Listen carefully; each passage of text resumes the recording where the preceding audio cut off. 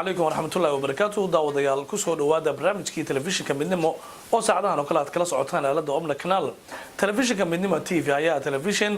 aan ugu talagalay inaan uga faa'iideyno bulshada Soomaaliyeed oo ku dhaqan gobolka Västra Götaland iyo waliba magaalada Gothenburg oo xarun ah waxaan ku furfuran doonaa barnaamijyadeena intaynaan guda galin wararkii naga soo gaaray daafaha wadankan Sweden oo noo daadihin doona wariye Cali Yaasiin Gurbe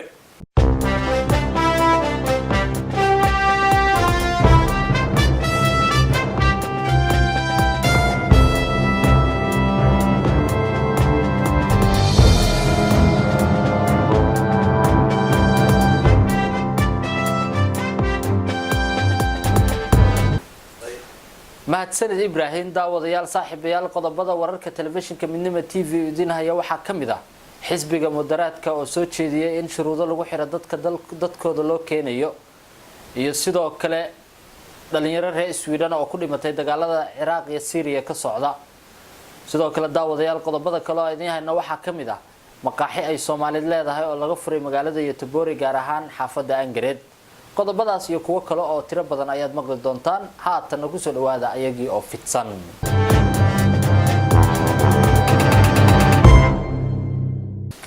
xisbiga mudaraadka ayaa waxa uu soo jeediyay qodobo ay kamid yihiin in dadkooda loo keenayo lagu xiro shuruudo ay kamid tahay in qofku shaqaysto isla markaasna guri leeyahay warbixintaas oo dhameystiran waxa inoo haya wariye Ibrahim Maxamuud Jaamac sida uu shaaciyay telefishinka SVT gudoomiyaha cusub ee xisbiga mudaraadka Anna Kimberley ayaa doonaysa in adkayso mideynta qoysaska soo gulatiga iyadoo balaarinaysa shuruudaha in qofku uu shaqo iyo guri haysto inta aan la mideyn reerkiisa shuruudan oo hore u jirtay ayaa ah mid aan lagu xirin dadka intiisa badan balse Anna Kimberley ayaa hadda doonaysa in marka laga reebo caruurta iyo waalidiinta dhammaan dadka kale shuruudan looga dhigo in ay biilan karaan qofka ay wadanka keenayaan waxay sheegtay in loo baahan yahay in sharciga wax laga bedelo iyadoo ugu baaqday koox ka tirsan xisbiga moderatorna in ay ugu dambeyn bisha October soo bandhigaan mooshin ku saabsan arrintaasi dawladii hore ee Alliance-ka ayaa shuruudan dhaqan gelisay sanadkii 2009 balse dadka lagu xiray in ay shaqeystaan ayaa ah kuwa gaaraya 1% oo kaliya iyadoo inta badan dadka soo galootiga laga reebay shuruudan Anna Kimberley ayaa cadeyn sida ay doonayso in loo adkeeyo mideynta reeraha iyo waliba dadka ay doonayso in shuruudahan lagu soo diro dhalinyaro Soomaali reer Swedish ayaa ku dhintay dagaalada ka socda dalka Iraq sida ay daabaceen wargeysyada ka soo baxay magaalada Baghdad ee dalkaas Iraq ayaa lagu sheegay in ciidamada Kurdiyiinta ee dagaalka kula jira xoogagga Daesh ay dileen dhalinyaro qurbaha ka tagay oo Soomaali ku jirto wargeyska oo soo xiganaya saraakiisha sare ee ciidamada Kurdiyiinta ayaa sheegay in ay ciidamadu dileen laba wiil oo dhalinyaro Soomaali reer Sweden si kastaba ha ahaatee ilaa hadda ma jirto cid si gaar ah u xaqiijin karta sheegashada saraakiisha horboodaysa ciidamada Kurdiyiinta balse waxa sida uu qoray wargeyska local ee ka soo baxa dalkan Sweden oo sidoo kale sheegay bishii January dhamaadkeedii in dhalinyaro reer Sweden ay ku dhinteen dagaalada ka holcaya dalka Iraq iyo Syria maqaaxi laga cabo qaxwo iyo shaah isla markaasna laga cuno sambuuska bajiyaha iyo mashmashka ayaa laga furay magaalada Göteborg ee dalkan Sweden maqaaxidan la magac baday Som Cafe oo ah midii abid ugu horeysay ee Soomaali leedahay laga furay magaalada Göteborg ayaa laga furay xaafadda Angered ee Soomaalidu ku badan tahay haddaba warbixin amirtaas ku saabsan waxaanu ka wareysanay mulkiilaha maqaaxidaas mudane Axmed Dheere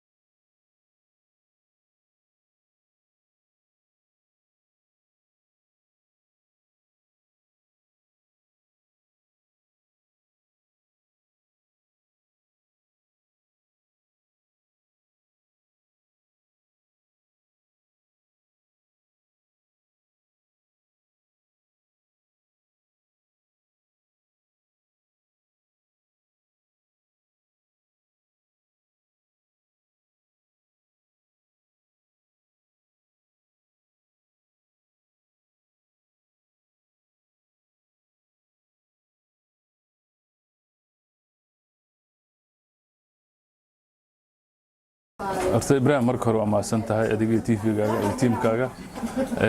horta runtii baahidan way jirtay oo maaragtay saad og tahay qaybtan state-kan magaaladan Angred Soomaali badan baa degan ajaanibto dhan badi haddaan fiiriyo way ku leeyihiin meel maaragtay ganacsi ah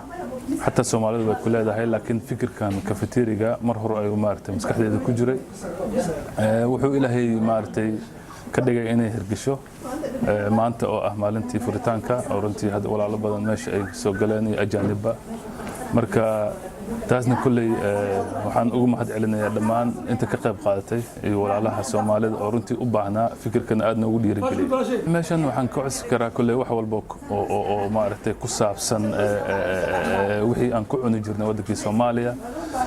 saad og tahay Carabtii iyo Iiraantii kullu way bareen wixii maaragtay tradition-kooda ahaa marka hadda kulay anagana Soomaali ahaan anagoo ka duulayna waliba magaca Afrikaan noogu qoraya meesha waxaan keenay sambuuskii bajiyihii mashmashkii burkii wax walba maaragtay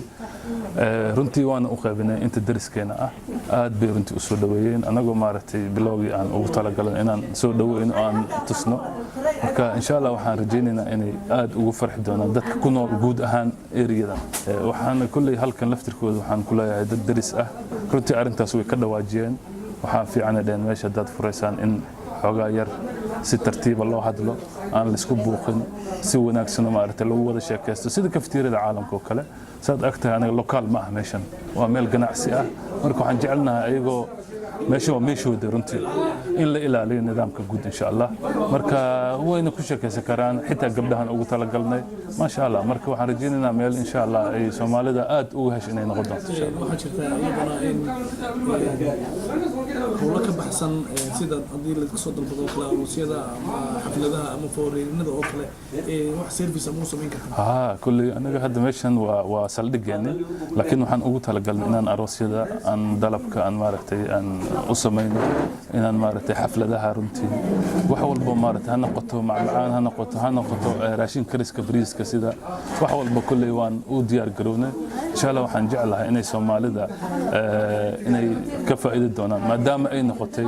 concurrence lagu dagaalamo suuq lagu dagaalamo Soomaalida in anaga maaragtay dadkeena wax service fiican u sameeyno xitaa kulli Ibrahim oo saad ogtahay waxay u baahan yihiin lokaal waaweyn xaflada ku dhigtaan Soomaalida ay maaragtay aroosyada ama markuu yimaado nabadoon ama nin siyaasi ama ay ku kulmaan reer ahaan taas laftirkeeda fikir ahaan iyo restaurant weyn oo ku tala jirnaa insha Allah marka wax walba waa la gaarayaa step step insha Allah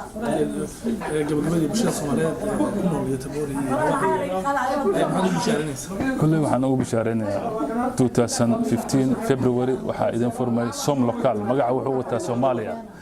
som cafe waa macnaha sorry som cafe magaca Soomaaliya oo asal la soo gaabiyay marka insha Allah ayagoo magaca ilaalinaya meesha in si nidaam ah ugu imaadaan ay ka ganacsadaan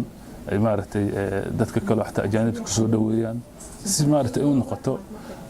meel maaragtay ajaanibta iyo wadankan dadka wadanka leh inay maaragtay ka faa'iidaan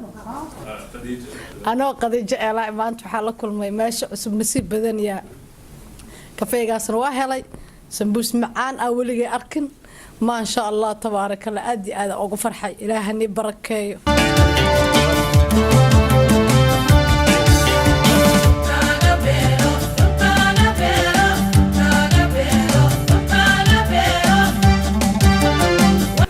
waata daawadayaal wali waxaan bartamaha kaga jirnaa barnaamijyadii kala duwanaa ee telefishinka Midnimo TV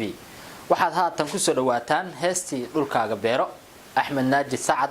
iyo kooxdii la haadinaysay ayaa idin qaadi doona waa codsigii Samsam Cilmi Shabeel waatan soo dhawaada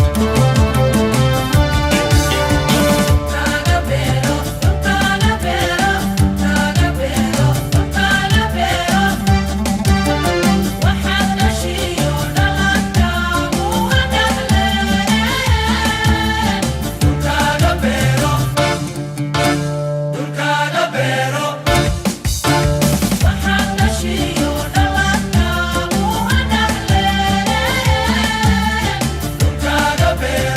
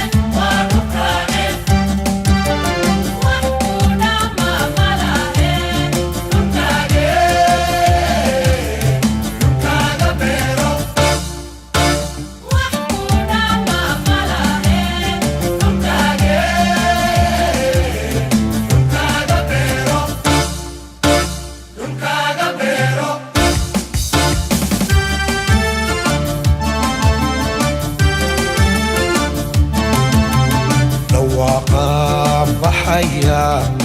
wada dhiga nuglaada oo dhawaaqaan baxaya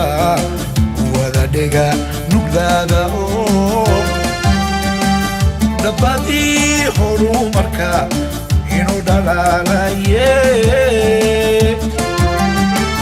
dabadii horumarka inuu dhalaalaye dhaqaalihiina keena oo dhisa dhisa dalkiine dib u dhisa dalkiine beera dhulkiine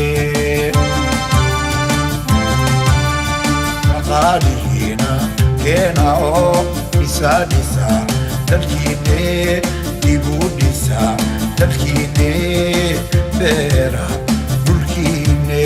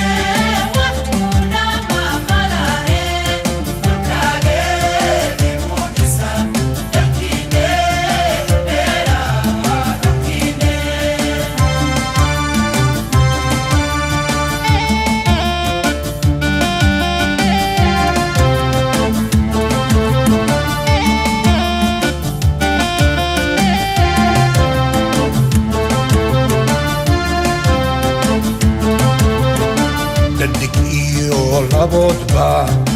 dhalinyariyo waayeen gidji waanu dhalanayo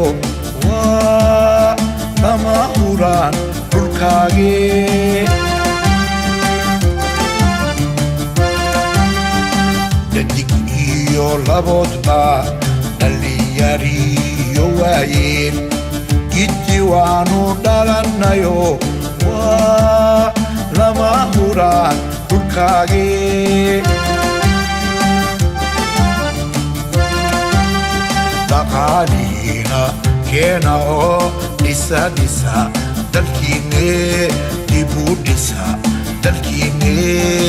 beera dhulkiine dhaqaalihiina keena oo dhisa dhisa dalkiine dib u dhisa dalkiine beera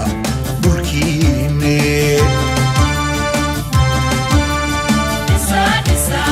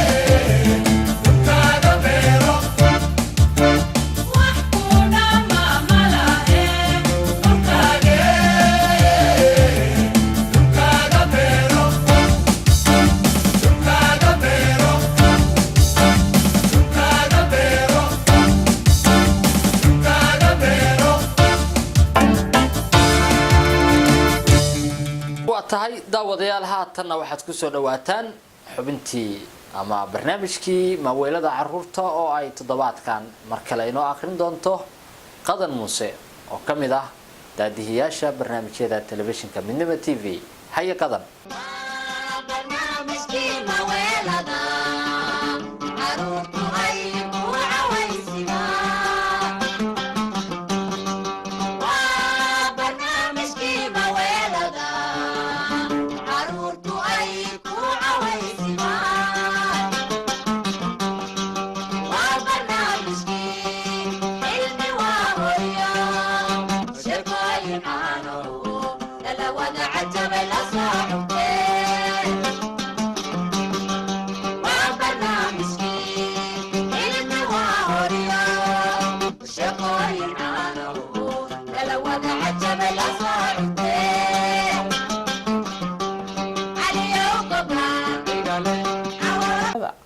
caways wanaagsan caruuray waa mar labaad iyo barnaamijkeeni maaweelada caruurta oo ah ka daawatan TV-ga midnimo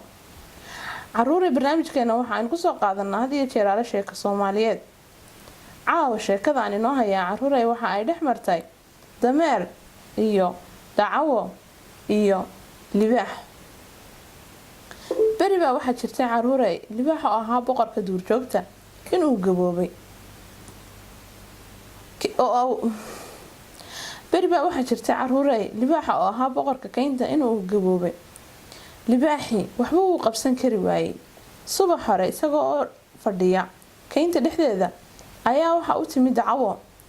kadib waa ay salaantay isagoo diifaysan ayaa waxa ay ku tiri wariyaa libaax da ikuma haysee ee waad bugtaa dawada xanuunka ku haya ma kuu sheegaa waxa uu ugu jawaabay haa dacawadii waxa ay ku tiri dawada xanuunkaagu libaaxow waa dameerka maskaxdiisa libaaxi waxa uu ku yiri orado iidoon dacawada ayaa waxa ay raadisay dameerkii waa ay doontay ugu dambeyntiina waa ay heshay dameerkii oo meel daaqaya waxa ay ku tiri ala dameerow nasiib wanaagsanidee boqorkeeni libaax ayaa gaboobay waxa uu igu amray in aan kuu yeedho si boqortooyada uu kugu wareejiyo waarina mari aan si degdeg ah u gaadhne dameerkii baa soo cararay oo dacawadii soo raacay waxa ay soo gaadheen kayntii libaaxu joogay dameerkii baa libaaxii isoo dul taagay libaaxiina uma kaadinine ee caruuray waa uu ku soo booday waxaanu qabsaday labada dhagood isagoo doonaya inuu madaxa goosto dameerkii ayaa dib isu dhuftay caruuray libaaxiina waxa uu soo go'ay labadii dhagood ee dameerkii oo dhiigu ka daadanayo ayaa dhinacii dacwada u soo cararay kolkaasuu ku yidhi naaya dacawo maxaad ii lugoysay bal eeg siduu ii galay libaax dacwadii baa ugu jawaabtay iyadoo qoslaysa alla dameerow magacaaba waxaan boqornimo lala damcin mafulahaaga ayaa boqor noo noqon doona libaaxu waxa uu doonayaa in uu taashka madaxa kuugu qiyaaso adiguna waad iska soo dhufatay waar arado ku noqo taashka boqortooyada madaxa ha kuu soo saareen dameerkiiba halkii libaaxu u fadhiyey mar labaad dib ugu noqday caruuray markaasuu libaaxi mar labaad ku soo booday isla markaa dambe ee uu libaaxi ku soo booday si fiican ayuu u qabsaday dameerkii kadibna qoortii ayuu ka jabiyey madaxii ayuu halka libaaxii dhigtay waxaanu bilaabay caruuray intii kale ee dameerka inuu cuno dacawadii baa caruuray intay iska eegtay libaaxii madaxii dameerka oo maskaxdii ku jirto ayay kala baxday maskaxdii kadibna afkii ku ridatay iyadoo iska ilaalinaysa libaaxii inuu arko markii libaaxii uu dhargay ayuu is yidhi dawadaadii ay kuu sheegtay dacawo cun dawadaas oo ah maskaxdii dameerka waxa uu eegay madaxii dameerka waxaanu ka waayay maskaxdii dacawadii ayuu xaggeedii eegay markaasuu weydiiyey meeday maskaxdii dameerku waxay caruuray ugu jawaabtay dameerku maskax ma laha haddii uu maskax lahaan lahaa mar labaad kugumuu soo noqdeen adigoo dhagaha gooyey. caruurey sheekadeenu caawa halkaas ayay ku dhan tahay. inta aan dib isugu soo noqon doona caruurey waxaan idinkaga tegayaa sidaa iyo nabadgelyo.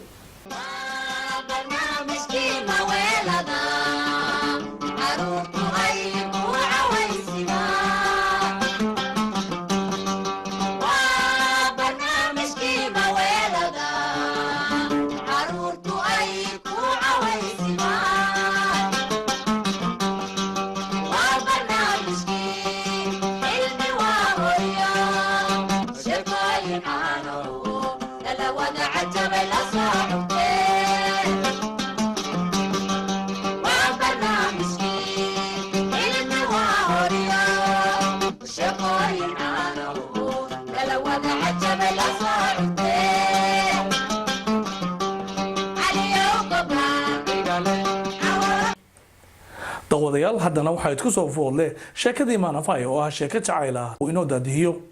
wariye maxamed xaaje.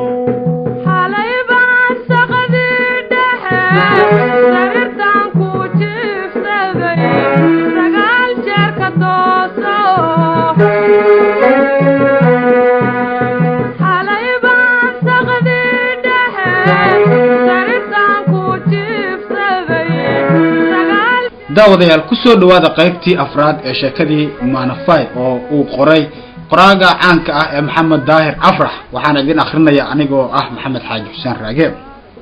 ciddu aad bay ula jeceshahay inuu guursado aabihii jaamac dhegay iyo hooyadii cambara cali dhoof labaduba way ku guubaabiyaan. sahre yuusuf qudheedu way kula talisaa kalana talisaa. aad bay ugu hanweyn tahay inay aragto guri walaalkeed leeyahay iyo carruur u dhalay. weliba waxay si gaar ah u jeceshahay gabadha uu guursanaya inay noqoto mid ay iyada isaqaaniin. sidaa awgeed bay ugu riyaaqdo markii uu yidhi maanafay iskaayabar. waxaa ku soo dhacay maana iyo axmed oo isguursaday. waxay ku riyootay guri walaalkeed oo ay hooyo ka tahay gabadhaas quruxda badan, dabciga wanaagsan, dugsiga saarana ka baxaysa. markii fikradaasi ku soo dhacday ayay inta qosashay axmed ugu jawaabtay igu duub aniga anaa ku baraya maanafay. haddana waxbay go'atay. hal mar bay maskaxdeedii wareegtay. shaki aan caadi ahayn baa ku dhashay. nimanka waqtigan jooga lama aamini karo, walaalkaana ha ahaadee. gabadhaas miskiinta ah haddaad u gacan gelisay ee uu hadhow mustaqbalkeeda ku ciyaaro yaa ka mas-uul ah. maya ha barin biyo intay kaa fog yihiin baa la iska moosaa. haddii kale maad haddeer burunta wejiga ka saartay hadduu ku hor fadhiyaaye ayay ku talansay. dhagays axmed bay tiri iyadoo weli fikiraysa, wejigiisana fiirinaysa. intuu sidii nin dareen galay usoo egay buu yidhi haye horta hawshii aad ii xil saartay waan ku tallaabsanaya, laakiinse hal shardi waa ku xiran. muxuu yahay shardigaasi? kollayba shardi kasta waan kuu oofina. waxaa weeye in aad ii sheegtid xiriirka aad gabadhaas ka rabtaa nooca uu yahay. ma guur baa mise waa gaabsi? meexun bay iga taabatay. guur iyo gaabsi ah waxay u hadlaysaa sidii dadkii hore. guur iyo gaabsi midna kama fikirina, quruxdeeda unbaa i jiidatay baan filaya. oo horta maxaan ka rabaa garan maayo, keliya waxaan garanayaa inaan rabo. kadib xiriirkeedu dhankii uu doonaba ha u jihaystay. ka soo qaad haddii ay isagoon weli u jawaabin fikirkeena dhammaysan bay su-aal kale uga naxisay. hadal dee maxaad la aamusan tahay? jawaab baa lagaa sugayaa. adigu xujadaas naga dhaafoo qofta iskaayo bar buu ugu jawaabay. markii aan iskiin baro haddii aad berri ka maalin gabadhaas islaameed ku ciyaartay dembigaas sow aniga korkayga ma aha. see ugu ciyaarayaan kubad baa? maya waa shabaq. kuwa intaad beenbeenta ku indhasan caadisaan markii aad baabi'isaan godkii aad geliseen uga dhaqaaqaysaan maxay yihiin? ma kubad baa? kulla fidm waa iyaga. imise nin bay inta kabihii kala baxeen isagoo cagacad gegi bannaan soo taageen ugana dhaqaaqeen. abow raalli ahaw, taas idinma noqon karto isdifaac aad ugu marmarsootaan dembiga aad hablaha ka gashaan. abbaay runta haddaad rabtid iyo haddaadan rabinba hablaha hadda jooga iyagaa maafiya ah. maafiyana dee ninkii wax ku darsanayaa waa khasab inuu kula dhaqmo murtida ah masku intuusan kugu candhuufin ku candhuuf waan ka xumahay meel baad uga dhacaysaa gabdhaha ma filaa inaan sheego wax aan jirin haddaad ka xumaatay iga raali ahaw xataa haddii ay jiraan kuwa aad tilmaamaysid waxa ay samaynayaan aragtay laakiinse marna ma isweydiisay waxa ku kallifay iyo cidda eedda iska leh adiguba ii sheeg haddaad og tahay rag baa ku kallifay qaabkaasna u carbiyey ama duruuf baa ku kalliftay haddii aan sii cilmiyay sahra waqtigaagii baa la gaaray aad ina rag oo idil maxkamad military soo taagi jirta ayuu yidhi isagoo dhoola caddaynaya iskuna dayaya inuu hadalka majrihiisa kaftanka ah kusoo celiyo si ay doodu u qabowdo dantiisiina uu ugu soo dhawaado sahrase weli kaftan diyaar uma ahayna iyadoo sideedii iyo si kasii daran u kulul bay tiri diid ama ha diidi eedaysanayaal baa tihin mana idin cafinayno dembiyada aad naga gasheen bal ilaah baan kugu dhaashaye yaa xaq idiin siiyey inaad gabdhaha marka horena jidka xun idinku u horsaadaan marka dambena wixii aad bartaan aad ku caydaan kuna nacdaan yaa idiin baneeyey falka xun in aydaan idinku ka xishoon ee weliba ku faantaan annagana na hor kacdaan markaan idinku raacnana nagu dhaleecaysaan miyaanay taasi ahayn badownimo laga yaqiiqsado haddii nin waliba halka uu joogo hablaha ka weeraro xaggee ku baxsanayaan walaashiis gabadhiisa iyo xaaskiisu ma waxay noqonayaan malaa'ig keli ahaantood ka xijaaban isha aadanaha sidee kuugu suurtoobaysaa inaad habeen kasta gabar cusub la tumatid haddana tidhaahdid ma guursanaayo gabar tijaabooyin hore soo martay intuu indhihii ay ku soo caddaynaysay kuwo ka cadcad ka horgeeya buu yidhi miyaad isyeelyeelaysaa sidee u guursanaysaa qof soo gubatay oo rag hore la soo tuman jirta bal aad waa ka caqligiinu waa caqligii qarnigii labaad sidee iyadu kuu guursanaysaa adigoo naago hore la soo tuman jir ma anigay igu dayan kartaa anigu nin baan ahay ayuu sharciga adig kuu banaynaya iyadana ka xaraamaynaya xaggee buu ku yaal ishaad mise waxaa jira waxaan adiga kaa go-ayn iyadase ka go-aaya sharcigu qofna u banayn maayo laakiinse dhaqan baa jira arrimahan qaarkood ragga u banaynaya haweenkana ku ceebinaya dhaqankii gabooba ama xaqdarro ku dhisan sow in laga gudbo ma aha hadda adiga aan ku ogaane ma waxaad u dagaalamaysaa in hablaha tumashada loo baneeyo maya waxaan u dagaalamayaa inaan nimanka ka gooyo xaqa dheeraadka ah ee iyagu isa siiyeen iyo xadgudubka ay haweenka ku dulmaan tumashadu haddii ay ceeb tahay waa inaynu labadeennuba ka dhowrsanaa haddii kalena aynu u wada aqoonsanaa wax caadi ah oo qof waliba u bannaan haddaad si aaminsan tahay gabar soo tumatay guur kuma habboona maad gabdhaha nabadgelisid yaad ku halaynaysaa inay guursadaan kuwa aad adigu la tumanaysa mise ulakac baad mustaqbalkooda uga madoobaynaysaa maxaq waa inaad hablaha ku cambaaraysaan wixii aad idinku u horseedeen kaba dhig inaan anagu dhankaas horseed uga nahay beenta iyo axdila-aanta yaa u horseed uga ah yaa kale idinka le ahaa intuu isu qoslay buu sidii nin dooda ka baxsanaya si kaftan u eg u yidhi kaalay adiga yaa kuu doortay inaad noqotid qareenka u dooda xaawilay oo dhan anigu waan xanaaqa marka aad hablaha wada dhaleecaysid ma diidan inay jiraan qaar badan oo wanaagsan adiguna ha diidin inay jiraan rag wanaagsan oo gabdhahooda daacad u ah waa hagaag haddaba kuwaasaan ku jiraayo iskaayo bar saaxiibta maanafaac iga ballan qaad inaad ka dhiganaysid gabadhii mustaqbalka waa ballan qaaday haddii aysan ku dhicin imtixaankayga imtixaankaas waa inaan anigu kula saxaa imise maadaad ku imtixaanaysaa taasi waxay ka mid tahay sirta imtixaanka mana bannaana in ardayda loo sheego laakiinse anigu ma ihi qoftii la imtixaamayay ardaydaad ka mid tahay sida uga mid ah maadaama aad gabar tahay ma bannaana in lagu sheego sirta ragga alla kanu doqonsana dhiglaawe war walaashaa waa lala socodsiiyaa sirta ragga si ay uga digtoonaato shirqooladooda cidna la socodsiin maayo sir laga yaabo in loo gudbiyo qofta aan khamaarka wada dheelayn walaashay waxaan la socodsiinayaa wixii aan danahayga halis gelinayo sow ma ogid daraystanimadaasi inay tahay midda lagu haaraamo imbiraaliyadda raalli ahow sahra ha igula hadlan afkii siyaasiyiinta waan ku ogahay inaad aqoon siyaasadeed leedahay ha naga fogeyn arrintii aynu ka hadlayn ha ilowsiin maanafaay caawa iyada unbaa ii darana bilixsaana gacan igu sii sida aan ku heli lahaa kadibna danaysta iyo imbiraalista waxaa doonta iigu magacow intay qosol yar ku dhufatay bay kaftankeedii sii wadatay ee tiri laakiin walaalle diyaar uma ihi inaan noqdo dabadhilifka imbiraalistuhu ugu adeegsado dibindaabyada dadyowga adigu laakiin intaad imbiraalista iga dhigaysid maad iga dhigtid shacbi xuquuq ka maqan u halgamaya waajibkuna yahay in taageero loo fiday miyaanan xaq u lahayn inaan u halgamo sidii aan ku heli lahaa jeexayga maqan macaantadeeda qarsoon gacaladeedii nolosha ila wadaagi lahayd gacanna aan iigu jirin haa haddaad quman tahay ii dhib gacanta daawadayaal qaybtii afraad ee sheekadii maanafay ee uu qoray maxamed daahir afrax oo uu idin akrinaya anigu ah maxamed xaaji xuseen raage intaa ha inoo joogto tan iyo intaynu toddobaadka xiga sheeko middan lamida ku kulmi doono salaam.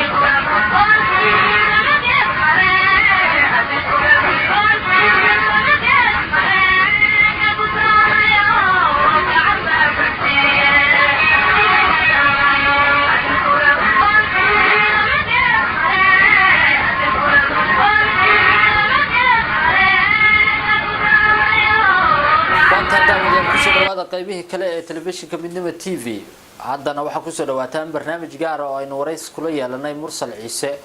oo asagoo ah xildhibaan kamid ah xildhibaanada dalkan Sweden isla markaasna kamid ah asaasayaashii kooxda xeegada barafka ee Soomaalida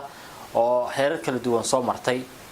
warbixin amuurtaas ku saabsan isla markaasna kala gedisan waxa inoo qaada dhigaya isla markaasna waraysi arintaas ku saabsan la yeeshay Mursal Ibrahim Maxamuud Jaamac. asalaamu calaykum waraxmatullaahi wabarakaatuhu daawadayaal ku soo dhawaada barnaamij gaar ah oo aan warays kula yeelan doono Mursal Ciise oo isagu ka mid ah xubnaha ugu dhaqdhaqaaqa roon dadka Soomaalida ee ku nool wadanka Sweden. Mursal wuxuu xilal kala duwan ka hayaa xukuumadda wadankan Sweden gaar ahaan waxa uu ka mid yahay xubnaha barsaabka gobolka Doolane sidoo kale wuxuu ku jira guddiga fulinta xisbiga Milyo Party oo isagoo kamid ah asxaabta ugu waaweyn ee ka jirta wadankan Sweden. sidoo kale Mursal waxa uu yahay gudoomiyaha waxbarashada gobolka Doolane. haddaba Mursal waxaad u baran doontaan hab kale oo waxa uu ka mid yahay lafdhabartii qaban qaabisay kooxda xeegada barafka ciyaarta ee loo yaqaan Pandida kuwaas oo iyagu sumcad weyn u soo jiiday dadka Soomaaliyeed ee ku nool wadankan Sweden. Mursal mar kale ku soo dhawow iyo tamboori. Abdullah Usman Sadiq Hassan Mahmoud Ahmed Abd Salam Abd Hakim Bilal hala Soomaaliya aynu ku furfuran horta ugu horeyn waxaan oran karnaa qaybo badan ayuu wareysigeena ku koobnaan doonaa. marka ugu horeysa bal waxaan wax ka eegi doonaa oo dib xasuusin u eegi doonaa kooxdan ciyaarta xeegada barafka oo ah kooxdii ugu horeysay Afrikaan ah ayaan oran karnaa maadaama wadankeena dhaqankiisu uu nasahayn inuu barafka doo laga asaasay wadamada Yurub. bal kooxdaasi sida lagu alifay markii ugu horeysay dadka inaad Ibrahim aad baad u mahadsan tahay adiga iyo dhammaan daawadayaasha barnaamijkanba waa mahadsan tihiin. kooxda barafka ama xeegada ciyaarta ee ku meesha qaranka Soomaaliya run ahaantii waxay ka turjumaysaa wadada saxda ah ee muwaadin u soo qaxay wadamada barafka uu ka dhaco wadada uu u baahan yahay inuu qaado si uu qayb uga noqdo dalkan uu ku soo biiray oo mujtamaciisa uu ka mid noqday. marka waxa jira isdhexgalku laba wado leeyahay wadada khafiifka oo iska fudud iyo wadada qodaxyaha badan oo aadka u adag marka wadadan waxaan dhahaa waa wadada qodaxyaha badan oo aadka u adag laakiin waa wado ku habboon in la maro si aad ugu faanto dadaalkaad samaysay isla markaana ha hilmaamin in aad qarankaagii ku matasho يعني xubin kamida ciyaaraha la ciyaaro adduunka ee aan wadankaaga uusan abyo sinji u lahayn qaaradaaduna ayaan abyo sinji u lahayn in aad ka guula keento run ahaantii waxaan isleeyahay waa sawirka saxda ee muujinaya tayada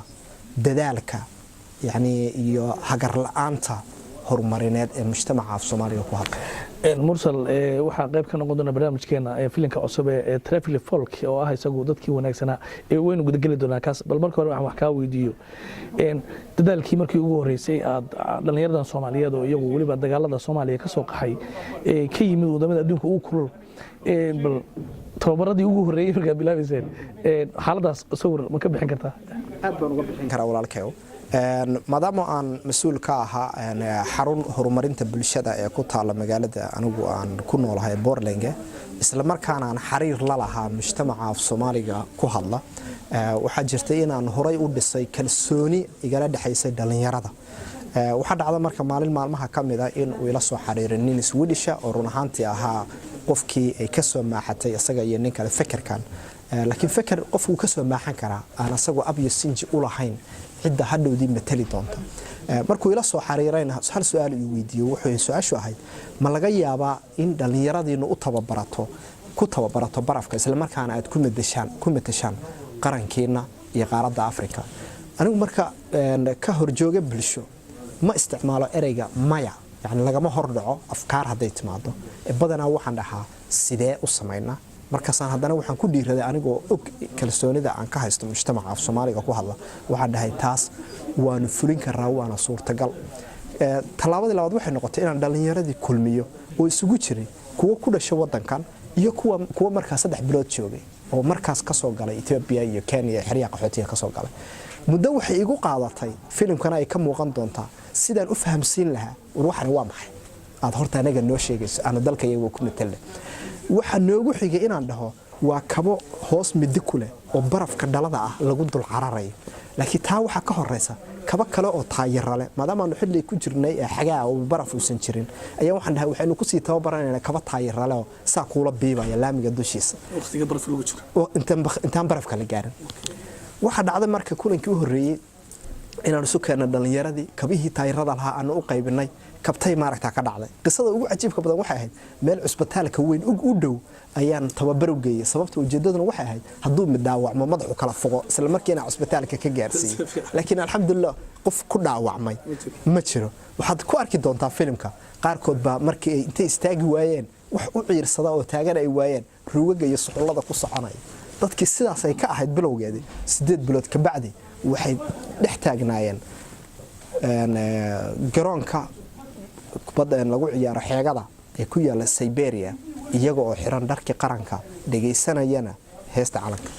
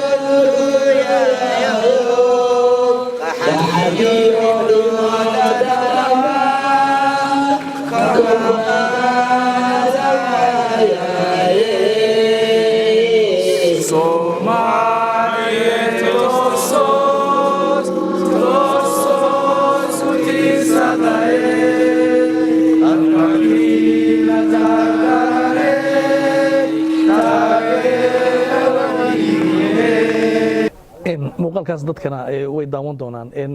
guusha aad ka soo hoyseen koobkii ciyaaraha xeegada barafka ee Siberia ka dhacay in la codsado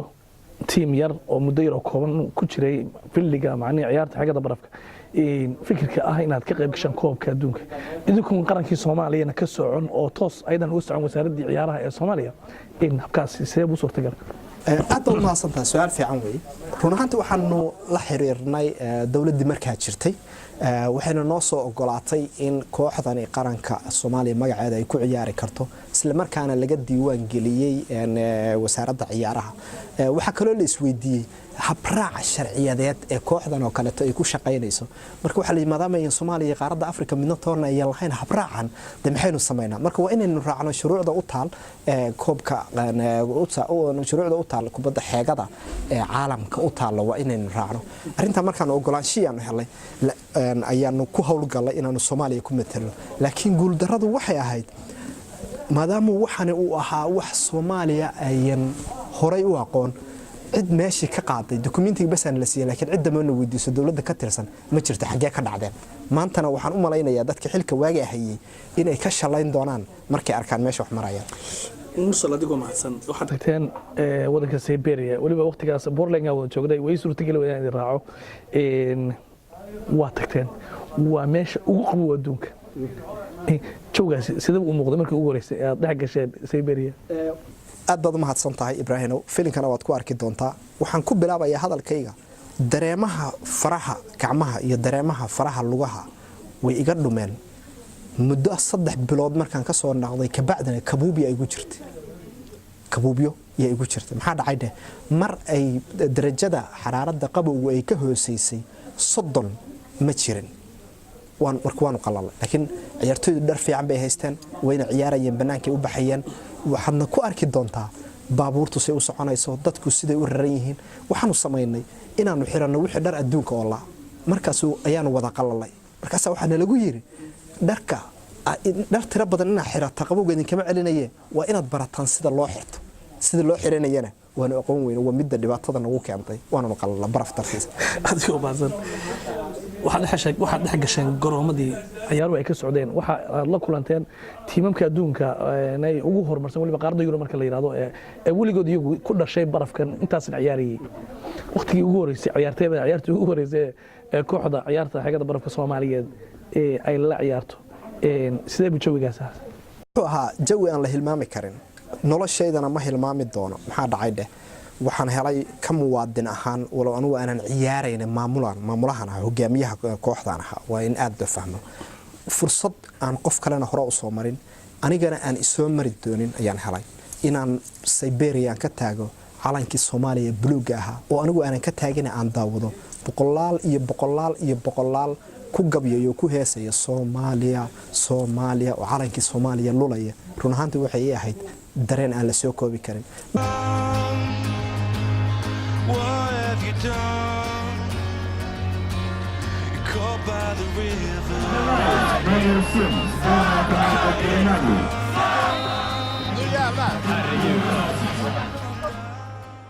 midda dhalinyarada haddaan waraystay oo aan dhahay ka warrama garoonka markaa ku jirteen qaarkood waxay ii sheegeen xaqiiqatan maadaama 8 bilood kaliya ay tababaranayeen inay arkayeen qofku markuu ag marayay inay ilbiriqsi hal mar eegan maxaa dhacay xawaaraha lagu soconayo wuxuu dhan yahay saacadii 70 kilomitir baad ku cararaysaa kabahaas dul saaran tahay marka way adag tahay qofkii inaad aragto waxaas kale igu yaab badnaa qaybta waxaan taagnaa garoonkeena ee baloonigu ku imaanay saddexda wiil ee difaaca taagnaa mid kamid ah aan aad u jeclahay oo Bilaal la yiraahdo ayaa waxaan dhahaa Bilaal oo iska cali marka sidaas uu garabka lagu dhufanayo moogtahay waxaan arkayay inuu 3 mitir marka qaar uu hawada sida u biibay baba haddana uu dhulka ku dhacay waxaas iigu yaab badnaa Bilaal ma uu xanuunsanayn xataa hadii juwi gaartay sababta waxa uga weynaa dareenka qarannimo ayaa uga weynaa waxaan arkayay asagoo sii kacay oo sidaas barafka u buuxaabay xaqiiqatan waxay ahayd wax nagu xasuus nagu mudan Soomaaliyana iyo Soomaalidana xasuus u noqon doonto bal dadka wax yar ma ka xasuusin kartaa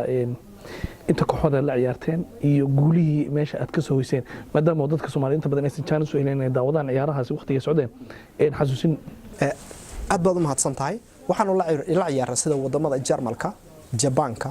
Mongolia iyo Ukraine saddexdaas ayaan isku group ahayn run ahaantii waa nalaga badiyay saddexda aan afarta ciyaaroodba macnaha wuu ahaa in laga badiyo ujeedadaan u tagna waxay maadaama aanu anagu ahayn tiimkii ugu horeeyay ka socda wadan kulayla ama ha noqoto America ama ha noqoto Africa ama Asia ha noqote ujeedadayadu waxay ahayd inaanu ka qayb galno inaanu dhalino hal gool inaanu dhalino waxay natiijada noqotay inaanu dhalinay 3 gool 3 ciyaarood oo kala duwan taas ayaana waxay qabsatay adduunka oo dhan qabsatay waxaan xasuustaa warbixinaha ka qoreen Al Jazeera CNN BBC World Journal Channel 4 Channel 2 Francisca wadamada yani warbaahinta wadamadan oo dhan xaqada waxay noqotay wax laga sheekayn doono mursal waxa dhex taagneed ee garoonka ciyaarta ka socotay waxaan arkay dad Siberian oo iyagu calamadii Soomaaliya wata waxad weeyday taageerayaal Soomaaliyeed marka idinku aad calamada u dhiibtay ama ay calamada qaateen dad kale oo ajnabi qisa waxay aad u cajiib badan run ahaantii waxaan arkayay keligay oo taagan oo gacmaha sida u lulaya iyo dhammaan dadka kale oo waxay ahaayeen dadka Ruushka oo Siberianka ah oo calanka Soomaaliya lulaya waxa igu taariikh badnayd hooyo jirta 75 jir ah oo Ruusha oo aan waligeed qof dubmada u arag oo soo tolatay iyadoo calanka Soomaaliya tolatay oo sida u babinaysa waxa igu yaab badnaa mid iska bixiyay shaarkii iyo funaanadii oo qaar qaawan oo calanka Soomaaliya sida u babinaya laakiin waxaan isleeyahay Soomaali ma aan weyne kuma noola dhulkaba kuma noola waagi dawladii militariga ayaa dadka geyn jirtay dawlad militariga xataa maanta ma haysan oo ciidamada ku soo bari jirtay marka dib madowba ma jiro mursal adigu mahadsan in waxaad ka soo hooseen guulo badan in ciyaarahaasi waxaad sidoo kale deegaan aan ku nahay wadanka Sweden gaar ahaan gobolka Dolan magaalada Portland guud ahaan sida Sweden lagu soo dhaweeyay arintaasi markaad ka soo noqotaan ciyaaraha waxay noqotay arrin la yaab leh Boolinga waxaan xasuustaa habeenkii lagu soo dhaweynayay magaalada dhammaan xarumaha ganacsiga inta badan waa la xiray xarunta weyn ee magaalada centerka ayaa la isugu yimid dhammaantood waxa la guddoonsiiyay bilado iyo hadiyado warbaahinta wadanka oo dhan way joogtay meesha ay isugu yimaadeen waxay noqotay waxa loogu hadalhaynta badan yahay goobaha shaqada goobaha iskuulada goobaha qaxwada iyo goobaha wax lagu akhristo arrintaasna waxay bedeshay waxay abuurtay wada hadal inay dadku ka wada sheekaystaan Soomaaliduna inay sameyn karaan dadaal waxa hadda gilgilay guud ahaan wadankan Sweden furfuran doona filimka loo yaqaano Traffic Folk oo isagu marka luqadda Soomaali lagu macneeyo ah inay dadka wanaagsanaa runtii waa sumcad soo hoyotay oo aad idinku ka dambeyseen iyo waliba kooxdii kula soo harjaday labadan wariye Philip iyo Frederick waxaan arkay maqaal oo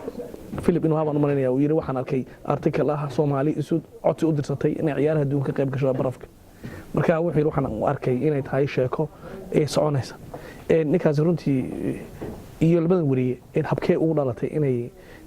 ay qayb ka noqdaan inay raacaan ama documentary film ka diyaariyaan kooxdan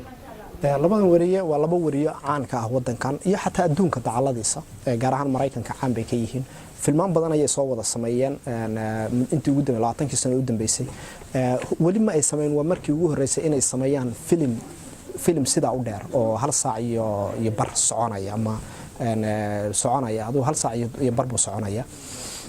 waxayna raadinayeen mowduuc ku haboon kana baxsan mowduucyada badanaa filmaanta laga sameeyo sababtoo film hadii la sameeyo waxaynu ka hadlaynaa Hollywoodka iyo meelaha la mid ah la isugu tagaa waxa jirta bay'ad loogu talagalay oo ku haboon laakiin markay arkeen qisadan cajiibka ah Soomaalida soo degaysa wadamada barafka ah iyo sidii Soomaalida uga go'an tahay in xataa wax iyadu ayaan shaqo ku lahayn inay dhex gasho oo ay ka soo dhex muuqato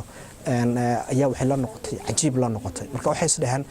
halkan waxaba ka soo muuqdaba wax aynu inaga xataa taariikhda inoo geli doona ayay noqdaan annaga ka mujtamac ahaana gaadaan Soomaalida nahay iyo kooxdaba dangaaraan noogu jirtay sababtoo ah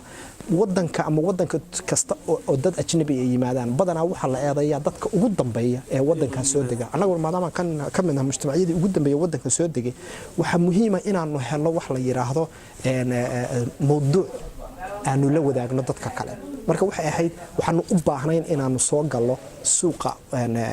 warbaahinta iyo wada hadalka si at least loo barto dadka Soomaalida ah iyo dabeecadahooda ama wax wada qabsi ama horumarineed ama dadaal in mursal filimkani marka gudaha u galno in meeqa qaybood ka koobnaa maxaa ka xusi kartaa soo kartaa inay filimkan aad buu uga dhaxmooda filimkan 3 qaybood buu ka koobnaa qaybta koowaad waxay ahayd harjadka ama dadaalka midnimada ah ee dhalinyarada Soomaaliyeed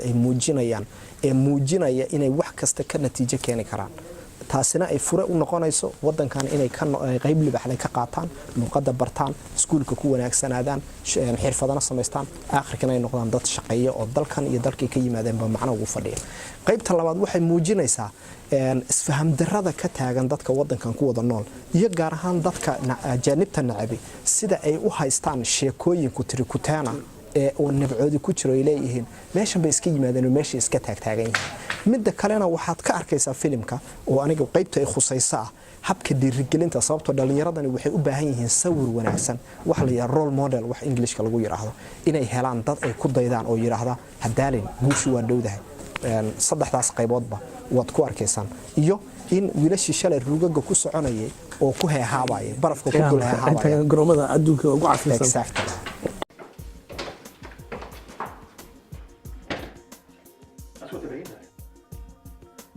SOS 112, vad inträffat? Ja, vi har rök i trapphuset.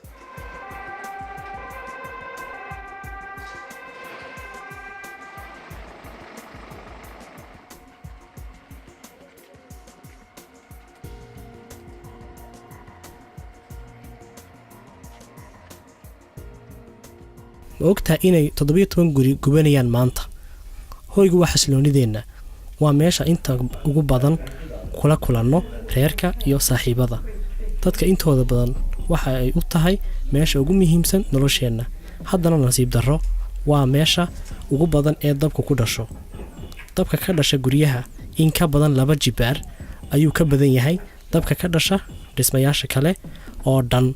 mar dhammaan la isku daro dab badan ayaa siyaabo fudud looga hortagi kari lahaa waxaana kolleyba ka fudud in laga hortago dabka waxa aad imika arki doontaa sida aad samaynayso haddii dab dhasho iyo sida aad uga hortagi karto soobaha caadiga ah ee dabku ku dhasho shamacyada shidan ee aan la ilaalin karin waxa ay dhaliyaan dab badan waxaad had iyo jeer doorataa alaabta la dhex dhigo shamaca oo weel dhoobo ah bir ama shay kale oo aan guban karin halkaasoo shamacu si qumaati ah u taagnaan karo ha isticmaalin ubaxa caagga ee la dhex dhigo shamaca maadaama ay si fudud u guban karaan dhig shamaca meel ka durugsan daahiyada gogolaha miisaska alaabta guryaha iyo dhirta guryaha ha iloobin inaad bakhtiiso shamacyada marka aad ka baxayso qolka nasiib darro waxaa jira dad si ula kaca u dhaliya dab si aad uga hortagtid dabka si ula kaca loo dhaliyo waxa wanaagsan in dad aan la casuumin aanay kuu soo gelin dadka aanaad garanayn aanaad u ogolaan inay soo galaan qolka jaranjarada waxaa xataa ku caawin kara inaad hubsato qolka dhulka hoostiisa ku yaal qolka saqafta hoostiisa ku yaal geerishka baabuurka qolka qashinka ay si fiican u qufulan yihiin ka fikir in aanaad weligaa kala furin qalabka albaabka iskooda u xidha waayo waxa ay hayaan shaqo muhiim ah alaabta dibadda la iska dhiga waxa ay alaab la gubo uu ku habboon u tahay dadka si ula kaca dabka u shida sida sharcigu dhigayo lama ogola in alaab la dhigo agagaarka aafaafka guriga ama suqduudyada ama aafaafka qolka saqafta hoostiisa iyo qolka dhulka hoostiisa lama ogola sidoo kale in alaab si fudud u guban karta ama waxyaabo la mid ah la dhigo qolka saqafka hoostiisa qolka dhulka hoostiisa guriga hoostiisa ama agagaarkiisa kuwaas oo keeni kara khatar in dab dhasho ama dadku fido waa inay jiraan meel u gaara noocyada kala duwan ee qashinka guriga gudihiisa iyo dibaddiisa labadaba cabitaanka sigaarku wuxuu leeyahay khatar caafimaad iyo mid nabadgelyo labadaba dab badan oo kacay oo dhimasho keenay waxa uu ku bilaabmay sigaar shidan marmarka qaarkood waxa ay sababtu ahayd shayga sigaarka lagu bakhtiyo oo si aan taxadir lahayn loo faaruqiyey waxaa ka sii khatarsan in sariirta lagu dul cabo sigaarka shidan wuxuu si fudud u gubi karaa go'a sariirta ama kursiga fadhiga dab badan wuxuu ka bilaabmaa shooladda way fudud tahay in la iloobo shoolad shidan haddii telefoon soo dhaco ama qof qaraaco albaabka laakiin weligaa ha ka bixin madbaqa haddii wax karsamayaan weligaa biyaha ku shubin saliid gubanaysa guryaheena waxaa yaala alaab kala duwan oo leydh ku shaqaysa. alaabtaasi waxa ay dhalin kartaa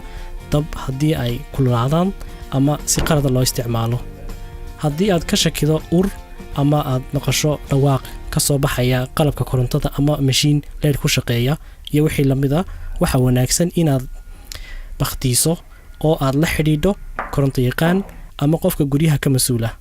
tusaalayaal ku saabsan sida aad uga hortagi karto dabka ka dhasha korontada. ha ogolaanin mashiinka dharka maydha iyo weelka maydha ay shidnaadaan marka aad guriga ka baxayso ama aad seexanayso. mashiinka dharka qalajiya ka nadiifi duufka ku urura ee dabka qabsan kara. bakhtii alaabta leydhka ka shaqaysa haddii aad ka shakido in wax ka qaldan yihiin. marxawadda shoolada oon si fiican loo nadiifin waxay ugu sii dari kartaa dab ka dhasha shoolada. filterka subaga ee marxawadda shoolada haddii aan si joogto ah loo nadiifin, haddii dab ka dhasho shoolada waxa haddii kale ololka si fudud ugu sii fidi karaa kabadhka iyo dhuunta hawadu marto. maxaa la samayn haddii dab dhasho? badbaadi. waa inaad badbaadiso naftaada iyo dadka kale ee dabku khatar ku hayo si dadka oo dhan ay bannaanka uga bixi karaan. haddii aad aragto in qiiq buuxiyey qolka jaranjarada, xidh albaabka oo gurigaaga dhex joog oo qaraac 112. waxa aad nabadqab ku joogaysaa gurigaaga dhexdiisa ugu yaraantii 60 daqiiqood. u dig dhammaan dadka dabku khatar ku hayo. qaylodhaan dir, garaac 112. sheeg waxa dhacay halka aad ka soo hadlayso iyo nambarka telefoonka aad ka soo hadlayso. qaabil dabdamiska oo tus wadada.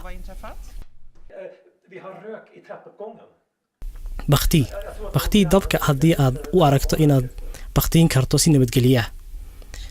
disti gubanaysa waxa aad ku bakhtiin kartaa adigoo dul saara dabool. dhar gubanaya waxa aad ku bakhtiin kartaa buste. waa in aad qofka dhulka jiifiso, ka bilow dhinaca madaxa u soco ilaa cagaha. haddii aad u aragto inaanad dabka bakhtiin karin, xidh albaabka meesha gubanaysa si aad uga hortagto dabka iyo qiiqa sunta ahi u faafo. qaylodhaanta SOS. maxaa dhaca marka qaylodhaan loo diro 112? halwadeenku wuxuu ku weydiinayaa waxa dhacay, maxaa dhacay, nambarkii ayaad ka soo hadlaysaa. diyaar u ahaw inaad ka jawaabto su'aalo halwadeenka uu u baahan yahay. hana dhigin telefoonka. qaabil dabdamiska marka ay yimaadaan ama kala hadal daaqadda bardanada haddii aad weli guriga ku jirto. muhiim, inta su'aalaha lagu weydiinayo waxaa howlwadeenka la fadhiya shaqaale kale oo soo diraya dabdamiskii, ambulanska iyo ciidanka nabadgelyada. guri walba waa inuu leeyahay ugu yaraan 1 xab oo qalabka digniinta dabka. qalabka digniinta dabku waa qaymis qiimo jaban ah, waayo wuxuu sheegayaa markuu dabku dhasho, waxaana aad ogaanaysaa dabka intaana goorgoori ah tahay. haddii aanaad haysan qalabka digniinta dabka waa inaad la soo xidhiidho xafiiskayaga adeega macaamiisha. weligaa guriga ha ka furin qalabka digniinta dabka. waxaad mas-uul ka tahay inaad tijaabiso qalabka digniinta dabka bishiiba 1 mar. ka nadiifi qalabka digniinta dabka dhinaca dusha adiga oo huufar ka nuugaya sanadkiiba 1 mar. waxaad mas-uul ka tahay inaad tijaabiso qalabka digniinta dabka bishiiba 1 mar. qalabka dabka lagu damiyo ee gacanta lagu qaato way fiican tahay in la haysto si sida ugu degdega badan ee suurtagal loogu sii bilaabo bakhtiinta dabka. dhammaan xubnaha reerka waa inay yaqaanaan sida uu u shaqeeyo qalabka dabka lagu damiyo iyo meeshuu yaallo. hay-adda diyaargarowga iyo ilaalinta bulshada Myndigheten för samhällsskydd och beredskap MSB waxa ay ku talinaysaa in guryaha la dhigo qalabka dabka lagu damiyo ee budada ah oo ugu yaraan 6 kiilo ah. wararkii barnaamijyadii iyo qaybihii caruurta ee kala duwanaa ee telefishinka Midnimo TV oo toddobaadkan idin hayay daawadayaal saaxiibayaal kooxda isku duuban waxay idin leedahay assalaamu calaykum wa rahmatullaahi wa barakaatuh.